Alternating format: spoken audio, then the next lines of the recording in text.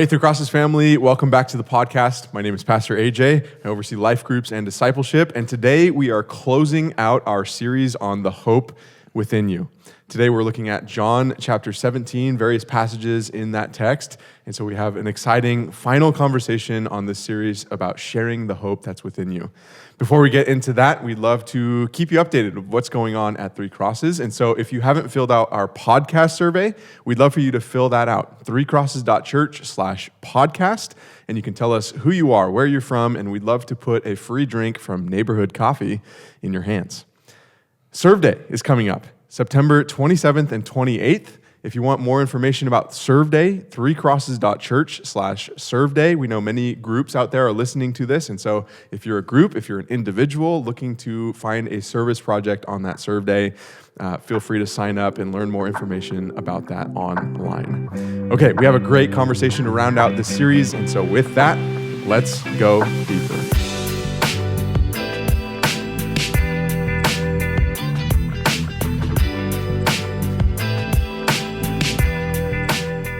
Well, here we are to round out the Hope Within You series. Pastor Danny, what a series this has been. This has been a trajectory for sure. This has been great. I'm excited. I'm sad that it's almost over. I know, but it's been great. It's gone like that. But today we have a very important text, John 17. It's one of the most famous texts in the book of John. There's a lot of stuff in the book of John. We'll get into that. But John 17, this high priestly prayer, we're going to be looking at verse 13 to 23 today to help ground our conversation. But we're going to bounce all over the place. So here we go, John 17. Before we jump into the text itself, could you just tell us about the book of John? What is going on with the book of John? What makes it so unique? And I think one of the things, if you followed the trajectory of the series, we've built relationships, we've opened up our mouth, and it feels like we're primed for this moment of belief. And so could you help us walk through the book of John through the theme of belief? How does belief play out in that book? Yeah, John is a book that the Apostle John wrote, and it's, if you follow the four Gospels, Matthew, Mark, Luke, and John, Matthew, Mark, and Luke are very similar. They're called the Synoptic Gospels, and it seems like they were written around the same time. They had conversations about, what they were going to put into these Gospels, and they wrote their own accounts from their eyewitness accounts. And so there's differences between the accounts, but by and large, there's a lot of parallels of those Synoptic Gospels. Mm-hmm. John's stands alone. Maybe he wasn't part of the conversation with the other three when they were talking about, hey, what should we write down in these books? He gave his own vantage point. And so John ends up capitalizing on some slightly different things than we see in Matthew, Mark, and Luke. John talks a lot about who Jesus is. There are 7 I am statements in the book of John, where Jesus says, I am the bread of life. I am the way, the truth, and the life, right? All these different I am statements. There also are 7 signs in the book of John, and you can kind of structure the book around seeing these signs that Jesus did. Mm-hmm. So John 2 is the first sign. The wedding at Cana, he turns water into wine. He says that's the first sign that Jesus did. And so everything's pointing at the identity, divinity, and messiahship of Jesus. Mm-hmm. And yet there's also this undercurrent of love. John refers to himself as the disciple that Jesus loved over and over again. And even where we land here in John 17, we have kind of the longest recorded version of Jesus' prayer, his high priestly prayer for his disciples. And we see that this theme of love just permeates through the whole thing. And so we'll talk about that today, I'm sure. Yeah, and even in, the thesis passage in John 21, it says, I've written all these things so that you might believe that Jesus is the Messiah, that he is who he says he is. And so it's just walking through a lot of the statements, walking through a lot of the signs so that you might come to the same belief that it's the Father that sent Jesus. And that becomes a huge theme in John 17 of who is Jesus? Who was he sent by? And so we pick up in verse 13, which is in the middle of John 17, which we're going to ask about right after I read it. It says, I'm coming to you now, but I say these things while I am still in the world, so that they may have the full measure of my joy within them. And so here we have Jesus jumping mid in conversation. I say these things. Could you fill us in on verses 1 through 12 of John 17? Because I know we were lamenting in sermon review about how difficult John 17 is as a passage in general. So what has the conversation been up to this point that draws Jesus to say these things while I'm still in the world, so that they may have the full measure of my joy within them. Yeah, so John 17 is one of those places that reminds us of John's writing style. So if you read 1 John, which John also wrote, you see that he kind of writes in this spiral where like over the course of the whatever 4, 5, 6 chapters of 1 John, he says the same thing over and over again. And we see that same kind of cyclical writing style happening, not just in John 17, but in this section of chapters kind of after the foot washing and before the crucifixion, where he keeps kind of hitting these same themes, almost like picture like a snowball rolling downhill and picking up more snow as it's getting bigger. That's kind of how he writes. And so the cycle that he's writing, it's about the core of it is about love, about the love that has always existed between the members of the triune God, Father, Son, and Spirit.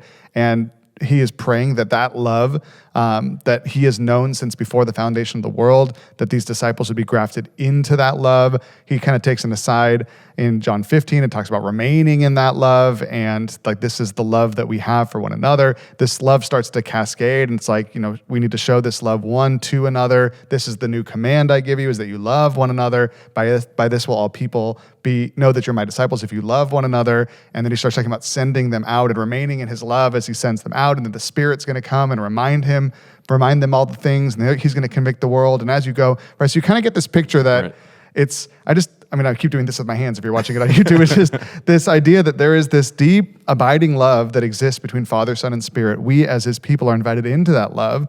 The key to Christian living is staying into that love, and that's also the key to Christian witness, is being a loving community and part of this community that loves Christ and loves one another. And from that place of love, we go out in his love with the Spirit, right, extending this presence of God out into the world. And so we kind of see it's just like this picture of an ever-expanding, loving kingdom that starts with Father, Son, and Spirit and moves into our mission to share our hope out in the world. Yeah, and I think after this series, I looked at the first passages of John 17, and I was just struck by how similar the conversations have been. So like thinking back all the way to the beginning of the series, Isaiah 6, of being a person of worship in that throne room, in community with the Lord, in relationship with him, and how that leads Jesus even to celebrate that, I gave them the words and they accepted them. Like he was on this mission to seek and save the lost. And also, he kind of recapitulates like, the Father has sent me, now I am sending you. And that's right. The same like Isaiah picture of like, who will go, here I am, Lord, send me. Yeah, so it's really relevant to the series of what does it mean for not only an individual engrafted in this, but like he's speaking about the disciples in this moment of how do I build this community that is so ingratiated in the Trinitarian relationship that's going to go out, and what does the community itself have to offer? And it's just a fascinating passage because so often we think of evangelism and talking about pressure. That's been another theme of these conversations, this pressure on your own shoulders. And Jesus sees it very differently. Like, I've built these disciples, and then the people who are going to believe later, and then those are the people collectively that I'm going to send out as a body. So John 17, it's a doozy of a passage. But he says these things so that they may have the full measure of my joy within them. And then he almost interestingly talks about this joy, and he goes to this statement: I have given them your word, and the world has hated them, for they are not of the world any more than I am of the world. So we just got done talking about joy, how this is going to be a delightful experience. We're going to get sent out together. It's going to be awesome. And then the world hates you. It becomes a really difficult task. And, I was thinking of the skeptic question here. What joy is there in going about this task? Because I can still sense a lot of people looking at this curriculum, looking at this series, saying, man, this is such a heavy task still. I still can't get off the ground and get into relationships and get into these conversations. And it just feels like there's this pressure of hatred against Christianity, of opposition against Christianity. How is that joy-filled? How is that joyful that Jesus is saying here? Yeah, I think there's a couple perspectives. One is, this is not heaven, right? And so going out into the world, it would be amazing if we just lived in deep, abiding, loving relationships with one another. And then as we meet people, we're able to share the love of God with them. It's like, oh my gosh, this is amazing. I want to follow Jesus too. It's like, you should. And now we're all like, it's like going to work is like going to church because all our Christian friends are there. Like, wonderful. Like that's great. That's not reality. That's the reality we're moving towards. That's what the kingdom of God looks like. But at this time, Jesus kind of paints this picture of safety, acceptance, fulfillment within our relationship with God, within our church community. We talked about that a few weeks ago as well. And then in this passage, what I noticed is a little different is we painted a picture a couple weeks ago that it's important to have deep Christian friendships because you're going to go out in that cold, dark world and you need to have a nice place to come home to. In this passage, Jesus talks about the fact that I'm sending you out into that world. And yes, that might be a cold, dark world. Yes, people might hate you just because you're different, you don't fit in here. But you stay in the love of Jesus. You bring the love with him. He's sending you with his spirit, right? This idea of we abide in his love even as we go. And so I just kept getting this picture, like, not in a weird way, but like almost like this force field around us that like we have joy here in the Christian community, but we take this joy with us almost like we're living in this like little bubble of joy as we go, right? And so that's not really how it works, but it's like that is how joy works, is that joy is not contingent on circumstance. There are people who live in joy in abject poverty. There are people who live in joy in the midst of horrendous circumstances or in the aftermath of tremendous, terrible things that have happened to them or their family, but they find a deep joy within it because they are trusting the Lord. And so I do think part of that is the message of all of the scriptures, is that joy is a deeper thing that you can find even in the midst of hardship. That, and I think too, you think with anything, this isn't just about faith or Christianity, but anyone who is trying to kind of break the mold in the world experiences opposition, whether they're trying to create a new product, right? Like Henry Ford creating the automobile, or they're trying to disrupt a market somewhere, or they're trying to, whatever it is, like change, Steph Curry changes the game of basketball. And all these people hate Steph Curry. It's like, how do you, he's the hardest person in the world to hate. He's the nicest guy, high character, Christian guy, plays by the rules, doesn't throw fits, but people hate him, and they hate him because he makes all these threes and he changed the game. It's like people don't like when people don't fit into the mold, right? And so he seems like a joy-filled guy, even though he's got all these haters. And so I think part of it is like, if you don't have any haters out there, you're probably not disrupting anything in the world. You're probably not doing anything of value, right? And so whether or not it's because you're a Christian, you don't fit into the world system, if you just live in this simple life and you just are just a nice person, you don't make waves anywhere for any reason and anything, and everyone just likes you because you're the salt of the earth, it's like wonderful. But are you actually making an impact on this place, right? Regardless of what you're trying to make an impact for. And so as Christians who are trying to make an impact for the kingdom of God, well, if we want to make an impact for the kingdom of God, we're going to make waves. There are going to be people who come after us and hate us for no other reason than that they don't understand us, that we're different. We're trying to change the game of life. And I think that's normal. I think that's normal with any world-changing person. And I think as Christians, we are all called to be world-changing people. And so world-changing people get hatred. And Jesus gives us the context and says, you're going to be hated because you're not of this world, right? It's not just you've changed the game of basketball.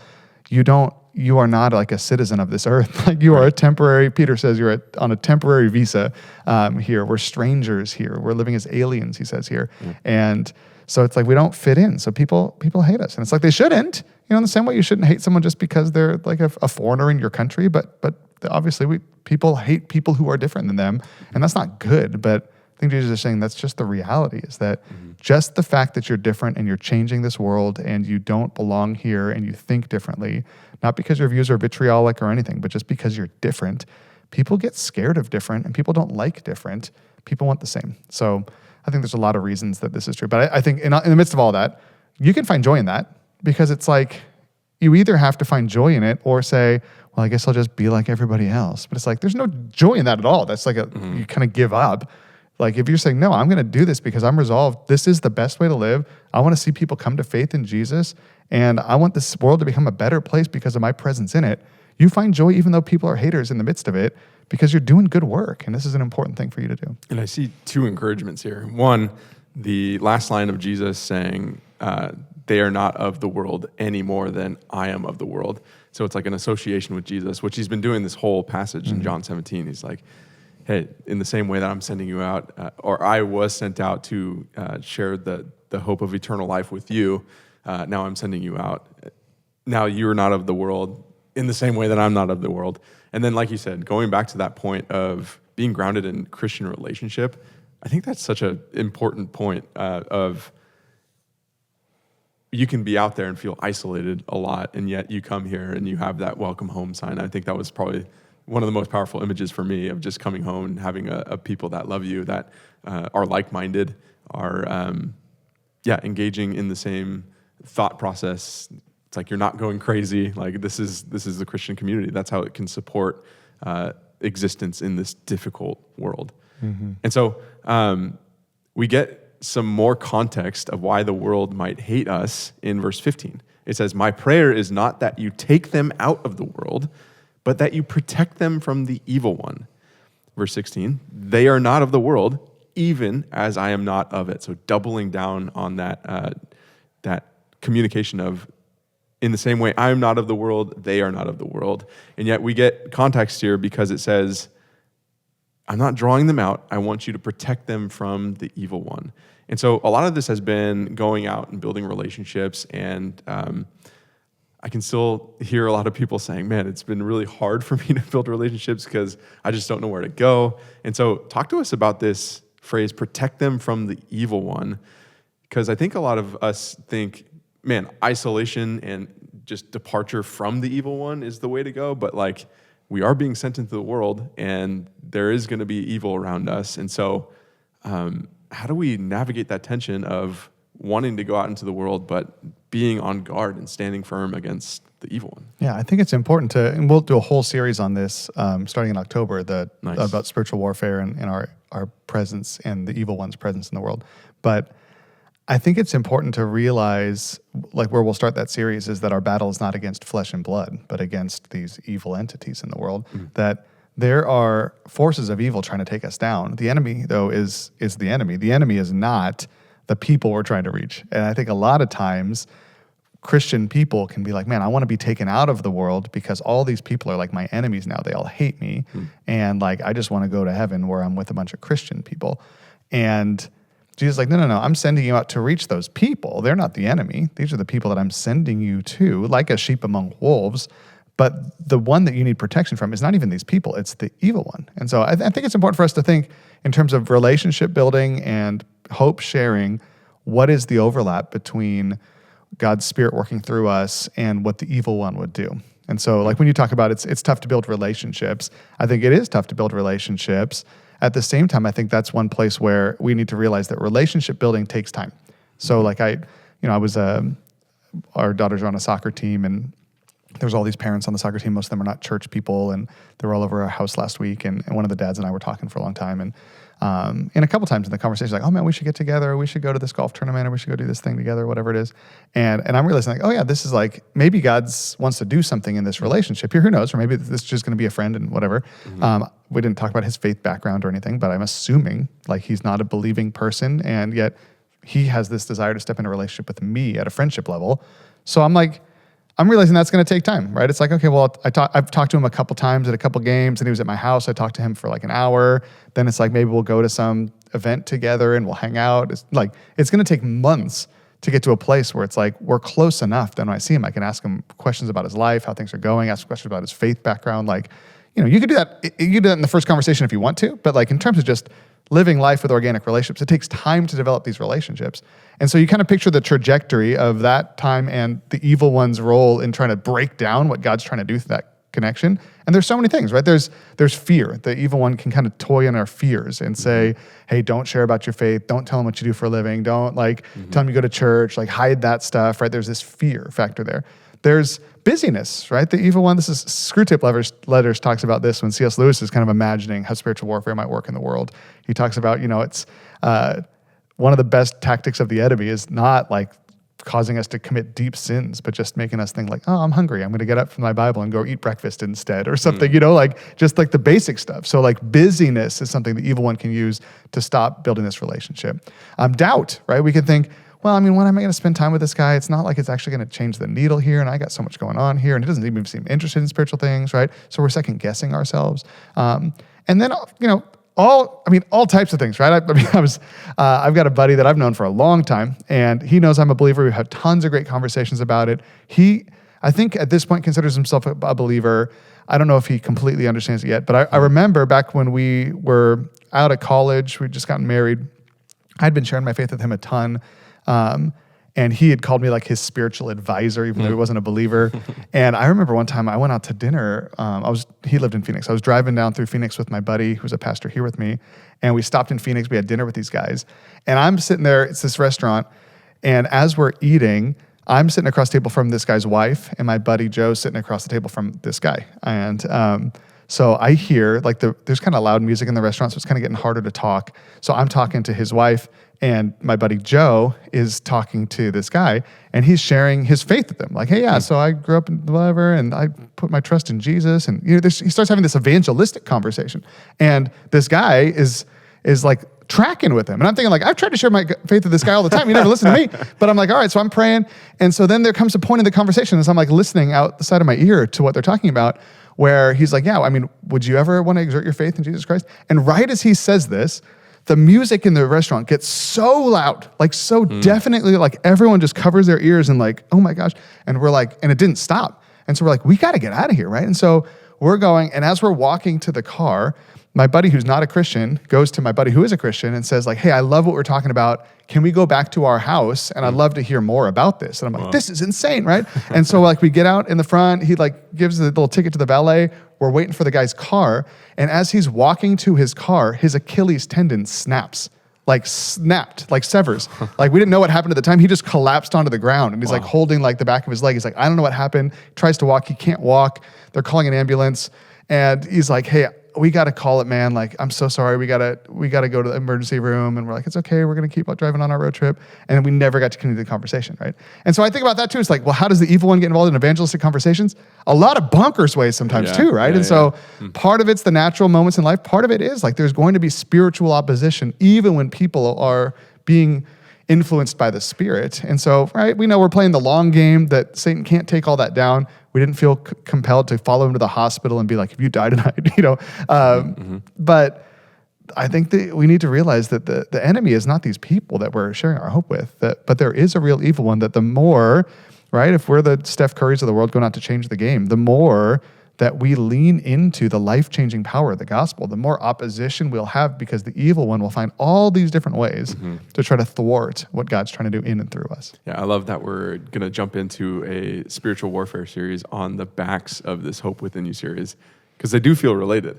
As you start to engage in the world, like it's not against flesh and blood, but the spiritual forces underlying that have a lot to say when you get to these moments of gospel presentation, relationship building, all these different aspects that we've been talking about. And so you might be thinking out there, what a couple of passages just to kick us off in this mission. Like, the world's going to hate you, and you're going to run into the schemes of the evil one. And so we finally get to what the prayer is truly calling. Jesus is calling on the Father to do these things for the disciples. And the first one is this Christianese word: sanctify them by the truth. Your word is truth. As you sent me into the world, I have sent them into the world. For them, I sanctify myself, that they too may be truly sanctified. So talk to us about sanctification. What is sanctification? Why do you think Jesus would pray for sanctification? And then in this conversation, we've been talking about the support of the church. What is the church's role in this? How can the church help sanctify each other? How do we build each other up? Yeah, I mean, two definitions of sanctification. One is sanctification at a theological level. When we talk about it at church, we're talking about the process of growing in holiness, right? Sanctus is the Greek or the Latin word for holiness, so sanctification is our process of becoming more Christ-like. And so the discipleship journey, that's another word we use for that, but becoming discipled into our faith in Jesus is a process of sanctification where we sin less, We do more godly things. We practice Christian behaviors more. We practice terrible behaviors less.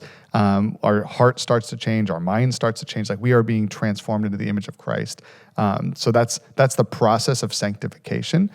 Sanctification, though, classically just means set apart, right? So sanctify them by your truth means set them apart, right? And holy means set apart. That's why we're saying that.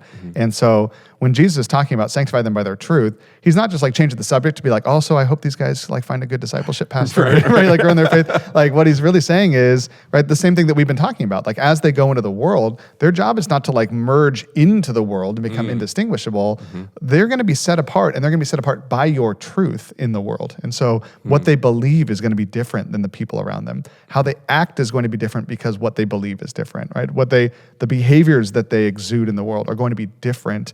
And so they're going to be set apart, but not by some Christian subculture. They're not going to be set apart because of their legalism. They're going to be set apart by the truth of God as revealed in the scriptures by the Holy Spirit. And so that's where, when the Spirit comes, he says, the Spirit of truth, he's going to lead you into all truth.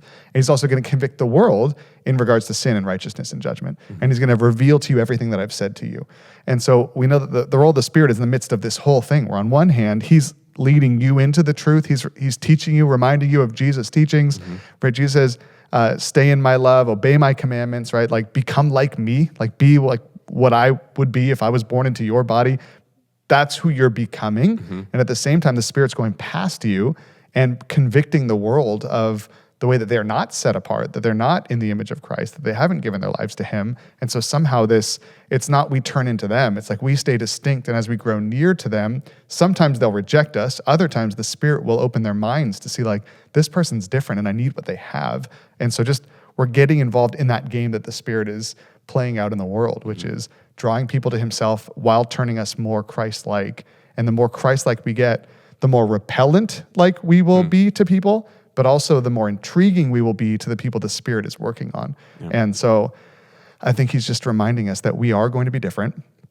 We are set apart intentionally. He's literally praying for that, but we're set apart by his truth, right? John 17:17, your word is truth. And so he's saying, Father, your truth is with the actual capital T truth, and we are going to have them live in this truth, not in the truth of culture. Yeah, it kind of reminds me of the beginning of this series, talking about all the different ways our lifestyle can draw attention, can be repellent in some ways, but also create these golden opportunities, these hope-filled, almost pockets, like force fields, like you were saying earlier, where we're going out and we're showcasing what it means to live by truth, and then if the opportunity comes, we're sharing what that truth is. And so I'm wondering if, as you're thinking about this prayer, what encouragement would you have for Three Crosses listening right now, of just how to hold on to that sanctification, that set apart status, how to come together and encourage one another to get to that point?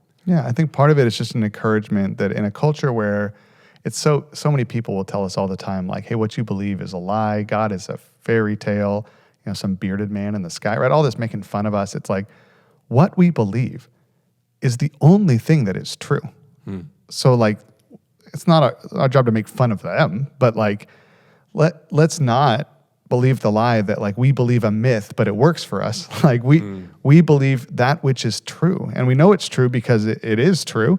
We know it's true because the scriptures reveal this truth. We also know it's true because as we live into this truth, we see that it orders the entire world. Like everything makes sense when you look at the world through the worldview derived from the scriptures, the truth of God, capital T truth. And we live in a world where it's, the people around us would say like, oh, well, that's your truth, right? We all have our own truth. And in a sense, that's true, that we all have our own way of viewing the world. We all have our own way of understanding reality.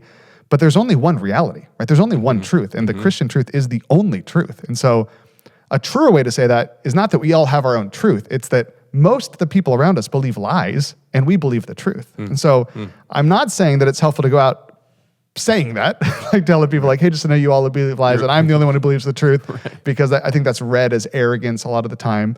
And I think, like we'll talk about in our next series, the God of this age has blinded the mind of unbelievers. They can't even see that this is true. They just look at us, they're like, no, yours is the lie. Mine is the truth, right? And so I think it starts from a deep faith that what we believe is actually true. And if it's true for everyone. And just because someone doesn't believe it does not mean it's not true. It's not true for them yet, but what is true for them right now is that they are lost and apart from God and do need the hope of the gospel. And so I think part of that is just normalizing that Christians believe the truth. The Christians don't believe a truth. It's not one religion. There's not so many ways to God. There's one way to God. Jesus says, I'm the way, the truth, and the life. No one comes to the Father except through me. There's one way to view the world. There's one type of reality. And Christians are the group of people in our society that are living in reality. The rest of the world is not grounded in reality, right? Lies are disconnected from reality. And so, there's compassion there, right? Because it can easily be anger there, pride there, arrogance there, right? These things can be read as those things, but those things can also be these things. We can get prideful about that, arrogant about that. We can get hateful about that. You guys are all living a lie, whatever. It's like, but then you go back to the person of Jesus and you ask, okay, how did Jesus engage with people in the world? Not religious leaders, but how did Jesus engage with people in the world who are lost and wandering like sheep without a shepherd? And he drew near to these people. Like, he had compassion on them. And so that's kind of, we talked about this last week, how we layer in compassion is the concept that you are living in healthy, grounded reality, and someone else is not, right? You're going down the street and you see, this is the parable of the Good Samaritan, you see a guy beat up and lost on the side of the road. He had compassion on him because he got off of his healthy place where he had his wits and he had an emergency first aid kit and all these things. He goes down to the guy who needs some help. He bandages him up. He puts him back up in his reality. He takes him to a hotel. He helps this guy. He pays his way to get healthy again until he's back in a healthy reality again. And so compassion is looking out at a world of people who are believing lies, who aren't grounded in reality, and recognizing that, okay, this is not like this. On one hand, we're all culpable of our own sin. On the other hand, it's like they've been blinded by the enemy. They don't understand. It's like, I can't convince them. And yet I have this compassion. Like, I really want them to, find reality. I want them to find truth. I want them to find the gospel, right? And so then we have this posture of kind of like the Good Samaritan. What can I do to come and help this person? And sometimes it is just befriending people. It's building relationships. There's a huge spiritual warfare component in this. And so part of it, like we've talked about, is there are people who are just kind of bound by the enemy and they will never see unless the Spirit kind of casts the enemy away from their life or the Spirit illuminates their mind to see these things. And so it's like, we're just, like Jesus says, a man goes out to sow his seed. We're just kind of throwing hope and throwing the gospel wherever we go. Every once in a while, it connects with someone who's like, man, I think there's something to what you're saying. And so we just lean in. We just say, hey, is there a way that God can bring his truth, like the truth, through me into the lives of these people that I'm interacting with? And so I do think it's like, I think the hard thing is everything in our society tells us it's prideful and arrogant to say that there is one truth. But it's like, there is. Like, there's no such thing as multiple truths. Like, there's one actual truth. And so I do think it's like, if we can hold our truth with a humble stance, or hold the truth with a humble stance, we can go into the world as, we talk about being hope dealers, to really just have this compassion of like, man, these people are lost, they're fallen, right? It's not our job to just try to empathize with them in a sense of like, well, I guess that works for them. And, they didn't grow up in a Christian home, so maybe like their religion is a fine for them. It's like, no. Like, they're lost and wandering. They need you to go and rescue the gospel, to rescue them. And sometimes God can do that through us, through our relationship. So I think for me, like, that's where it starts, is finding a compassion in a humble posture of, I have found the truth. And I look around and I see that so many people in this world are lost, wandering, struggling, anxious, right? Mentally ill, all of these different things. And it's all the foundation of all of that is because their eyes have not yet been opened to the truth. And so I think that foundational piece is what serves us well. And I think that's really important to call out too, because you can look at that scenario where I found the truth. I see all these people. You can get really mad at the people. You can get really upset with their thinking, with what they're deriving from. But if you take that up, and which is what I love about this passage, it gives you the spiritual lens. Like, you're confronting the evil one here. Like, it's not against flesh and blood. It's not against flesh and blood. It's against the principalities, the rulers, the authorities, the devil's schemes itself. And so it's just, I think that's the difference that I've seen in terms of an angry reaction of like, I see just the person versus a compassionate one where I see the person as a victim of the enemy, of the true spiritual enemy. And that's what Jesus saw too. Yeah. No, and I think that's, for us, it's like, oh my gosh, how would I even step into this? This seems like terrifying work. It's like, I would say like the first 80% of the work is not that hard. Living our lives as genuine believers, surrendered to Christ, living in this humble reality is compelling to people. So I had, this is another parent on the soccer team who didn't know I was a Christian, didn't know I was a pastor, and just a great lady. So we talked to her at all the games, probably one of our closest friends on the team. And she came up to us this last week and she's like, oh my goodness, like someone just told me, she was talking to my wife, someone just told me that your husband is a pastor at Three Crosses. She's like, I feel so ashamed. Like, what did I say around him? Like, did I cuss around him? All this kind of stuff, right? And Jessica's like, oh yeah, whatever. And then like a few hours later, she comes up and she's like, hey, I just talked to somebody else. They said he's like the pastor at Three Crosses. Like now I'm just like, I'm beside myself, And so then she comes to me and she's like, hey, like, I just want to apologize if I've ever done it. I'm like, oh, like, I'm just thinking like, I'm not judging a non-believer because of their language. Like that's like the least of their worries, right? Like, and so, but then she starts going on and she's like, oh my gosh, like the moment I realized you're a pastor, I'm just like, but this guy's not judgmental. He's been so nice to us. She had all these preconceived notions about Christians. And then like she meets one, like she doesn't realize he is one. I wonder what would have happened if she knew I was one and then she met me. But she meets me. She just realizes I'm a normal person who cares for her and we love her kids. And it just like blows her mind that like a Christian person is nice. And so I'm like, I didn't do anything. Like I didn't, I didn't even tell her I'm a Christian, right? But it's that first 80% of the work was just me doing what we're talking about, like living as a loving person in the world. And she wasn't heaping abuse at me. She wasn't insulting me, but obviously like she has something in her mind around Christians where she's like, I don't like these people because they are XYZ, all these bad things that Christians can be sometimes.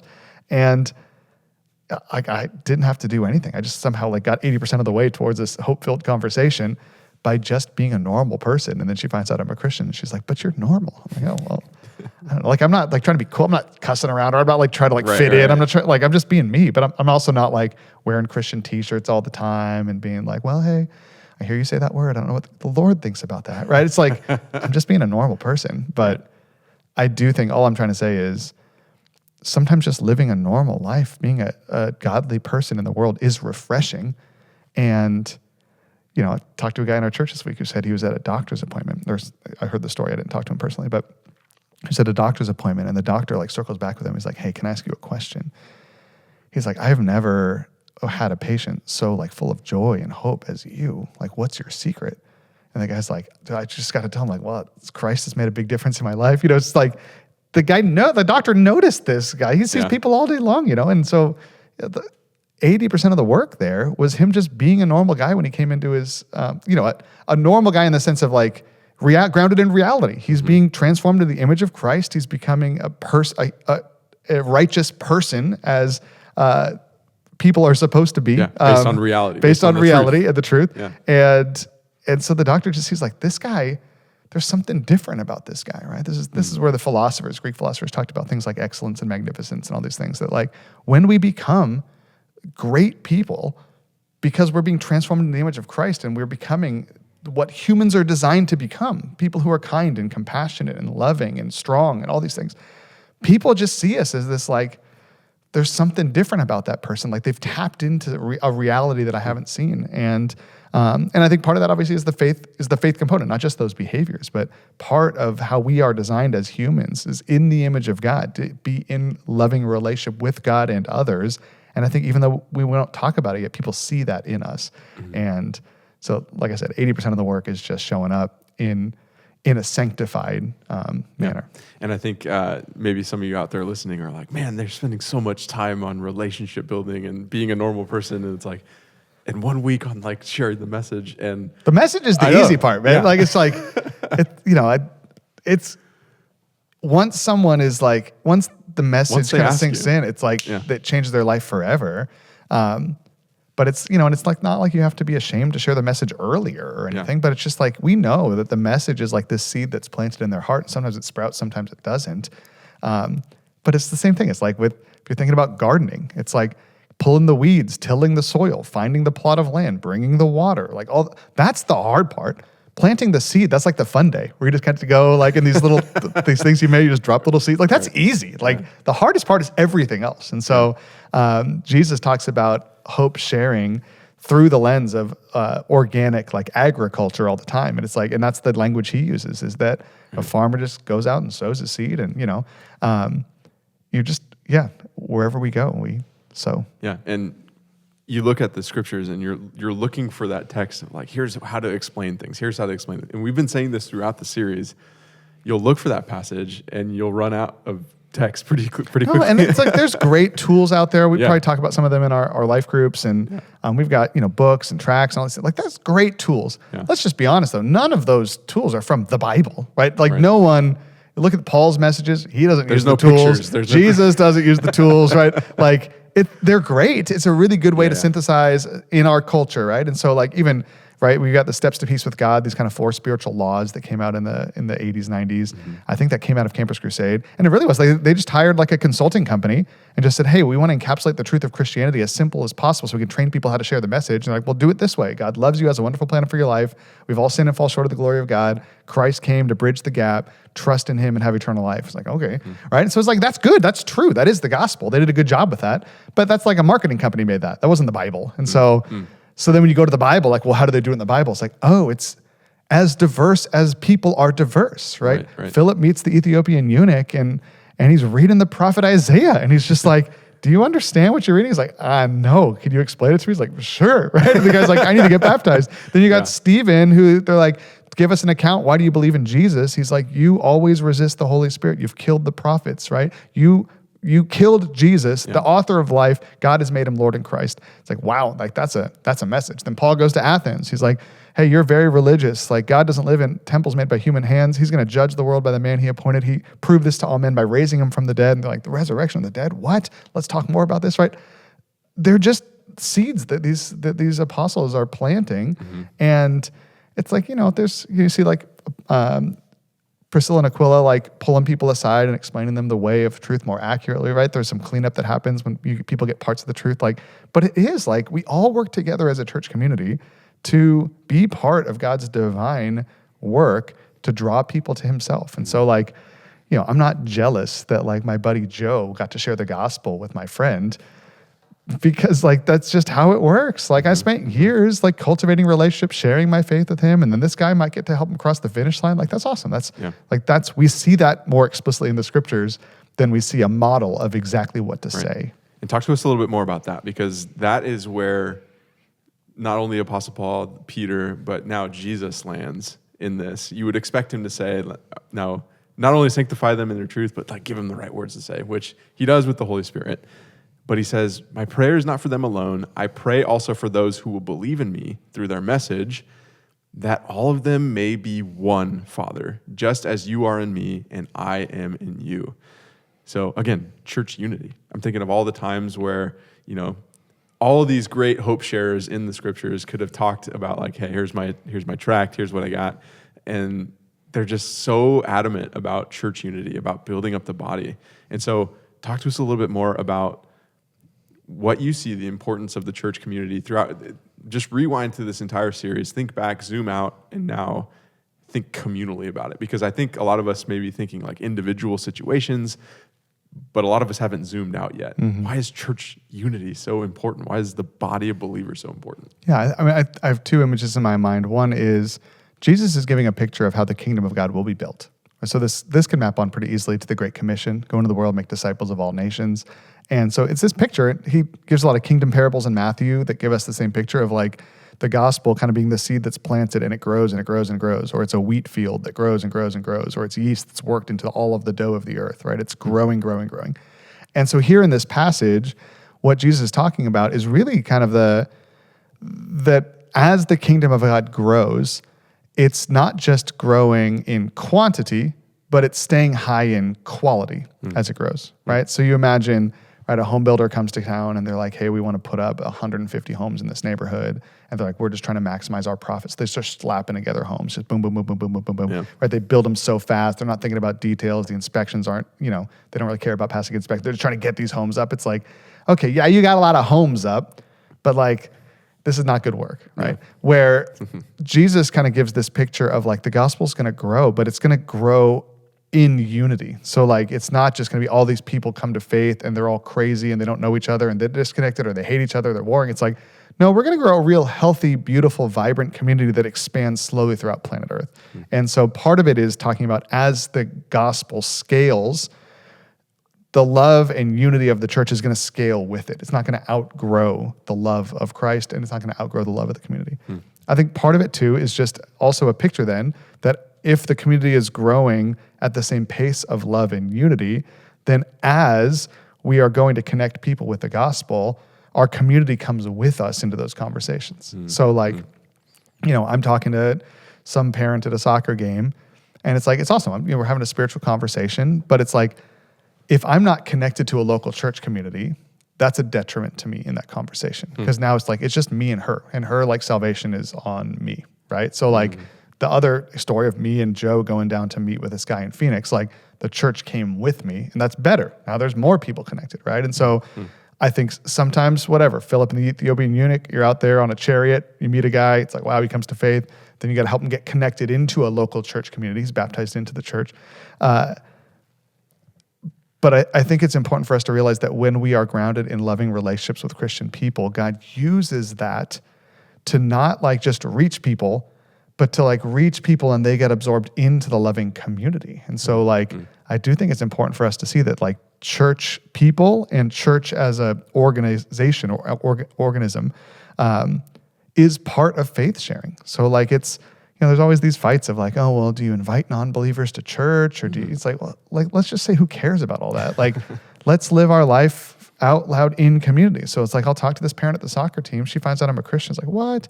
Then she's going to find out there's, you know, Eric Yada, who's the pastor of San Lorenzo Japanese Christian Church. He's kids on the soccer team. At some point, she's going to find out he's a pastor too, right? Like, so now she's connected with multiple Christians. She's going to connect with my wife probably more than she connects with me. But like, I'm blowing her mind because I'm a pastor, I'm a good person. My wife's probably going to have more substantial conversations with her. Then our kids are going to become friends. Then they're going to come to our house. Like their kids were in our car the other day, and our kids put on some kind of Christian, like hip hop music. And I'm like, man, these other girls have never heard this song before, but they like it. It's like, it's the whole thing. Like Christianity is starting to wrap around these people. And it's like, they become our friends. They'll be hanging out at barbecues in our backyard with all of our other friends who are all Christians. Like, then they're going to end up showing up at neighborhood coffee and having coffee on Sunday morning. They might wander into church. They might hear a message. They might start listening to this podcast, right? Christianity just kind of starts like, they're in the middle of it all. And that's part of the image that I get when Jesus is talking about abiding in his love and growing in his love is like, the whole thing is growing. It's not just, Christianity is not a religion like Judaism was, where there was a centerpiece, right? So for Judaism, the temple was the center of Judaism. That was God's footstool. And as they would go out into the world, the goal is to convert people and bring them back into the fold, to the promised land, bring them to the temple, pilgrimage to the temple. Christianity, Jesus kind of turns it on like forward to reverse, and now everything's expanding outwardly. And so the goal is not to go out there and get people and bring them to church, but the goal is really to mobilize the church to go out and absorb all of society, right? So this is part of our own vision here at the church is like, how do we, if we want to reach the East Bay, we want to have a network of relationships around the East Bay so that the gospel is just a culture that permeates this region, and the non-believers in this culture look around and they're just in the midst of Christianity everywhere through relationships, through church attendance, through programs, special events, outreaches, like that. They don't just have one connection point with one Christian person, but they're integrated into relationships and systems and all these things where Christianity is just the water that people are drinking. And it's like, how did at some point, one of these parents on the soccer team is going to find out, they're going to realize that they were converted to Christ at some point in the process. They're going to be like, how did this happen? Like, I used to not even know a Christian. Now all my friends are Christians and I go to church. Everywhere. When did I start going to church? Right? It's like, it's almost like I just, and it's not, we didn't go out and like attack this person. Right, it's like, right. But we went out in the midst of community. We invite them into our normal life. We bring our normal life to them and our family to them. And so part of it is the whole thing is growing. And so it is like, yeah, it's a good version of that movie, The Blob, from like the 70s or whatever. I think just absorbs people. But I think that's the image I get as I listen to Christ's teaching here. Yeah, and I think that's another breath of fresh air. If there was a last breath of fresh air, it's you don't know what link in the chain you are, in Yep. your interaction. It could be just like getting somebody connected with somebody else that might then have a conversation that might end up inviting them to something else it's just, you never know. And so it's just being faithful to the opportunity in front of you, not having that pressure, like this really depends on me and me alone. First of all, it's not very healthy because it's God that does the growth, but then we have been sent as a community. This whole prayer is about the disciples, that they would be one, and there's something about that lands on. Then they'll know that I am who I said I am. Yep. And I just think there's there are some people who are just gifted evangelists, Right. where they can just like walk into a park and start talking to people, strike up conversations, lead them to the Lord, and all this person. Now this person's part of a local church. It's like, how did that happen?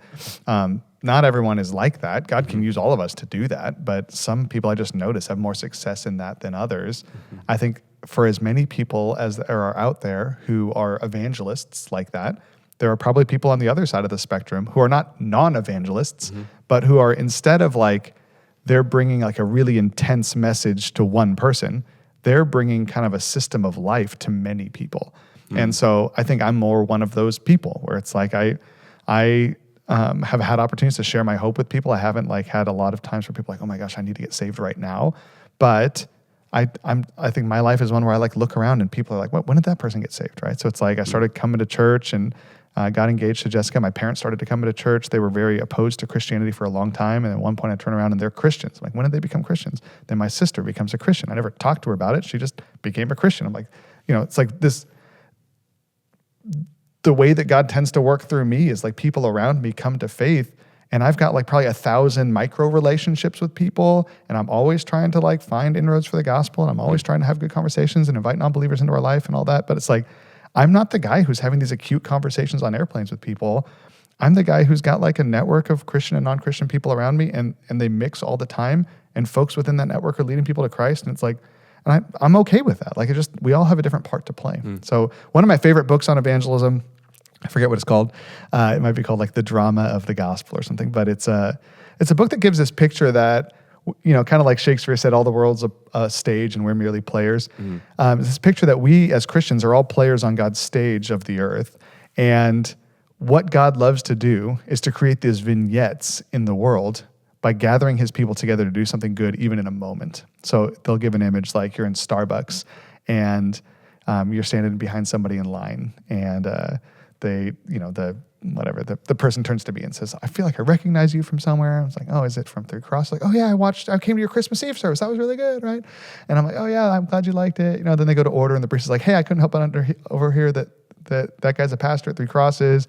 He's like, I actually go to church over there. Like, dude, if you like that Christmas Eve service, we actually have someone coming up next week. And, it's like, I don't know that barista. I've never talked to them in my life, but it's like, God is like assembling people like, all right, here's your scene. And like, we just play our parts in that. And who knows what happens, but he assembles us. We run this scene together. And then we all go our separate ways. We never talk ever again. And so I do think that is kind of part of how God works, is he's just creating these moments all over the place all the time. And so like, yeah, on the soccer field, it's like, I'm part of this, but maybe I'll lead this person to Christ someday. Maybe somebody else does. Maybe they go into some church in some other state. Who knows? But I'm just playing my part in this moment and realizing that if I live a life grounded in reality and I am confident in reality, people are going to see that I demonstrate how life was designed to be lived, because I'm living the life that Christ has activated me to live. And there's something about that that's compelling. And you'll have conversations, you'll have influence, and God will use all of that. I think seeing that God is up to something, and I think this goes back to a conversation I had with Austin Payne of, we don't know what God is up to. And so this leads to this third encouragement here. May they also be in us, so that the world may believe that you have sent me. And so what would you say about not only being together unified, but this encouragement to remain in a relationship with the Trinity? We've been talking about the Trinity, this divine dance that we're invited into.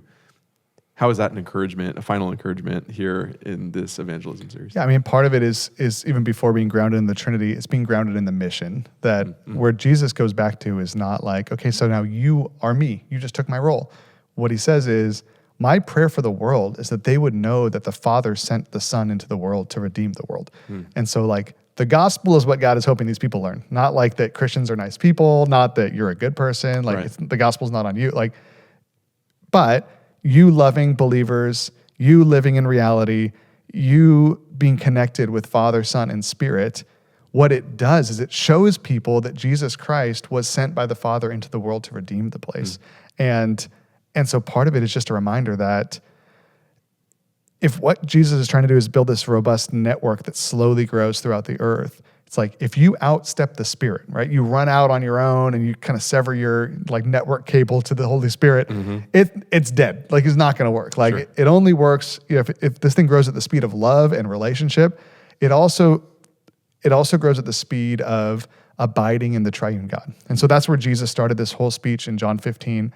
I'm the vine, you're the branches. Anyone who does not bear fruit is cut off and thrown into the fire.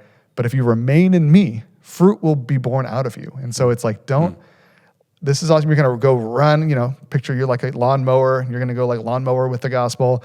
You're plugged into the wall because it's that kind of lawnmower. You get too far away from the house, the plug comes out. It's like, you stop lawnmower. Yeah. So it's like, hey, like you can, if you want to go mow the whole world, like you can keep building a network of plugs and like, build this system down the street. But it's like you can only go as far as that cord lasts. And so it's like, you can only go as far into the world as you will have connection with Jesus Christ. So it's like, if you're in a season where you're spiritually dry, it's like, hey, sure, keep going through the motions of faith, read the scriptures, share your faith, do all those things. But recognize like that's more important than like being a better person or doing good at evangelism. Like becoming a better person is a after effect of being close to Christ.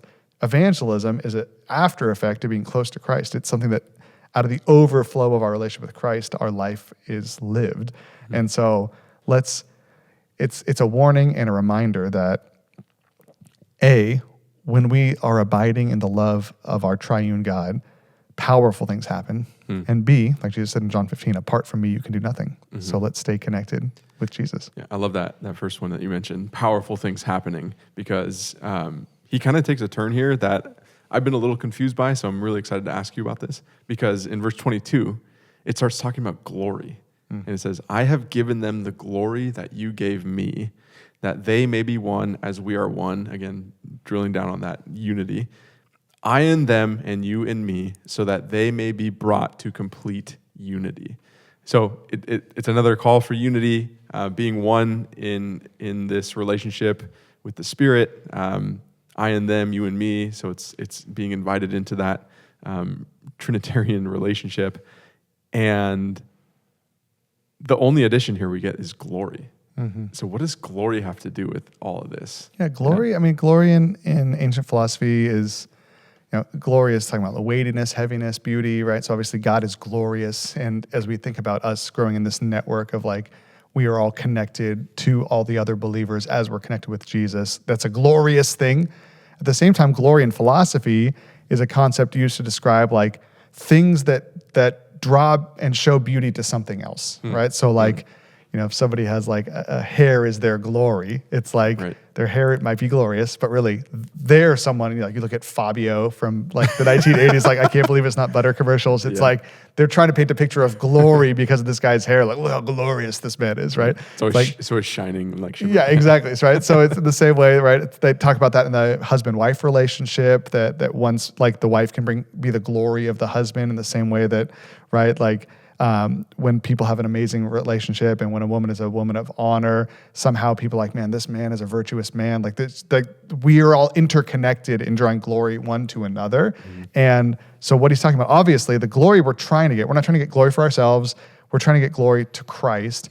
And so like our marriage, when we have a great marriage, can show the world a picture of the glory of the Trinity. And people think that Christ is glorious, or recognize that Christ is glorious because of what the work he's done in us through our marriage, right?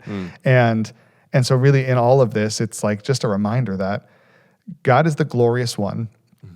The Father bestowed his glory on the Son even as he stepped into the incarnation and limited his divine attributes, like his, we see in Philippians 2.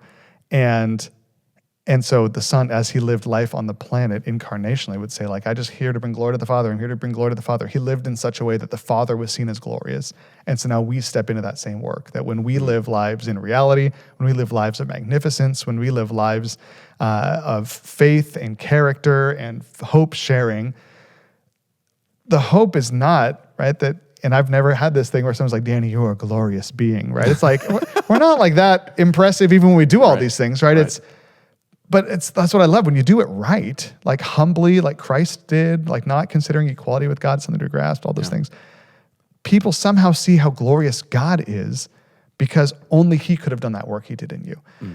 Or for maybe not because of maybe it's not even an explicit reason. It's just like, man, like they just start to have a different view of the beauty of God because they met one of his people. And we are created in the image of God. And so in the same way that a marriage can image the triune God, us as individuals can image God. And when they look at us and we live lives that reflect reality, that's a glorious thing. But since we're human, no one's like, oh, that's a glorious being. Like, we're not the Fabios of the world. They look at us and they're like, man, Christ is a glorious king. And they might not be able to say that explicitly, but that's what I see even happening in that conversation on the soccer field is they're not like thinking I'm impressive. Like, in fact, they saw me more as just a nice, good person. And it's starting to change their view of Christianity and God. Like, not their view of me. And no one's like, oh, you're just amazing. Like, no one ever said that to me. I hope they never do. But like, when we live lives that are amazing, people see how glorious God is. Do you think that gets just amplified when we tag in the community? You know, thinking about the glory of the community, of what happens here at church? I think for two reasons. Yeah, one is because that's how Christ designed it. Second is because we live in a place where community is such a hard to find thing for folks outside of the church. So absolutely, yes, all of the time. Like, one of our biggest outreaches is the fact that we have community. And so people come up and be like, what is this place? Do people know each other? You've got such a diverse community, right? They're just describing the community. Like, I went to this men's group and there's men everywhere, all these different walks of life. Like, what? I've never seen anything like this before. And so it's like, this is how life was meant to be lived. This is just reality we're living in. Loneliness is not reality. Loneliness is like a brokenness of reality. Like, we are living in how life was designed to be lived, and people see that and they're like, what in the world do you have up here? How did you create this? And we're like, well, it wasn't that hard. We just followed Jesus and he drew us to each other, and we started this thing, But yes, I think that's drawing in for people. I think in a lot of ways you might be thinking, man, again, individual versus communal. You might be thinking, it's up to me to have these conversations. It's up to me to build these relationships. And you might be thinking, an invitation to church just kind of feels like a cop-out. And yet, I can tell you on just countless stories of having people with that experience of coming up here, seeing something about our community, seeing something different, seeing or feeling a sense of peace, like seeing an alternate to the crazy culture that lives in the world versus like on this hill. And that's what has drawn people in a lot of ways. And it's just fascinating to see how coming together as one corporate body, I think somebody said, I've never cried in public. I've cried in a worship service here. It was just so beautiful getting everybody together, singing songs together. Like, there's something that happens when the body of believers comes together that is extraordinarily unique, that I think this world craves because we were meant to crave community. We're meant to live in community, and we're craving it in our culture. So what I love about that is it lands finally in verse 23. Then the world will know that you sent me and have loved them even as you have loved me. And so there's the final phrase here of, again, this high priestly prayer, talking about the community, talking about what it means to exist in this world, even though the world may hate them, facing the evil one, sanctifying, existing as one, abiding in relationship with Jesus, all these different things.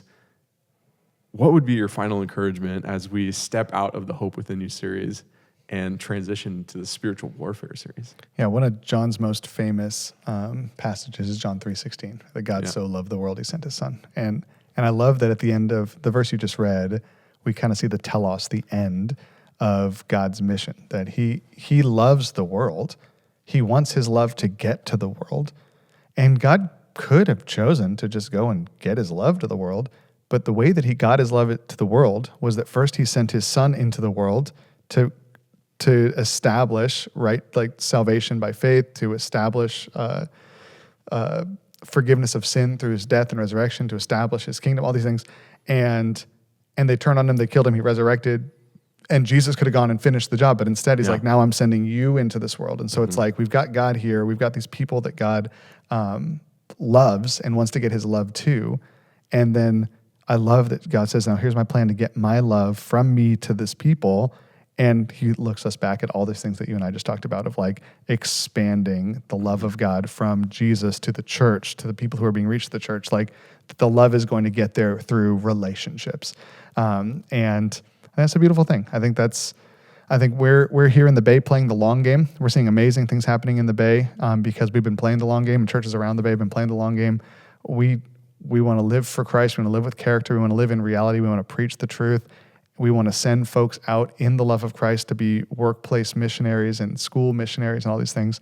And yet we're not like striving to try to like create something. It's like we just realize like as more and more of the Bay is saturated with spirit-filled people, there's a catalytic effect that happens. And so, linking this with where we're going is, I'm excited. We're stepping into a series that's starting in Ephesians 6 on October 5th, and we're talking about spiritual warfare. And so, this work that God has called us to do is a beautiful work. The reason it doesn't just happen overnight is because there's an enemy who wants to take apart the work that God is doing, who wants to come and steal, kill, and destroy. And he creates pretty complicated and smart systems to take down the work that God is doing. And so we're going to talk about what is our responsibility as individual Christians, what is our responsibility as a church to not have an over-realized demonology where it's like, oh no, I can't do anything because demons are stopping me. It's like, oh, okay. But not to have an under-realized demonology where it's like, well, I mean, who cares? Let's just do our thing and like, we'll just ignore the enemy.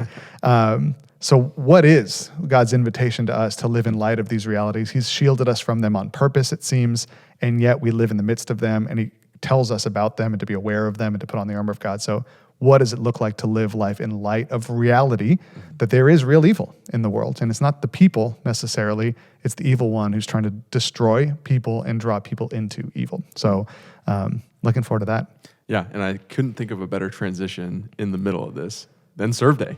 Yes. Talking about getting off the hill, building relationships. This is a great opportunity to even put some of the things that we talked about into practice of just like, hey, what's a question you can ask somebody if you run into somebody? Like, what's your story? Tell me how you got here, or whatever it is, being curious, cultivating curiosity, and then just looking to serve, looking to create these golden opportunities. What are you guys doing out here? We had somebody drive up and on our project and pull over and saw our shirts, 3 Crosses Serve Day, and they said, who are you guys? Like, what are you doing here? Why are you cleaning up trash? And it was just a great opportunity. We just love Jesus, and we think loving our neighborhood and is going to share the love of Jesus. It's going to put tangible steps into showing the love of Jesus. And so golden opportunities are created by simply serving and building relationships, playing the long game. So to quote this passage, this series we're just ending was founded on 1 Peter 3:15. Yep. So to quote Peter 3:16, who is going to harm you? Or I guess 3:14, who's going to harm you if you're eager to do good? Right. Like, let's go out there and let's do good and see if that creates golden opportunities. Here we go. So we'll see you on Serve Day. Thanks, Pastor Danny, for the Hope Within You series. It's been great.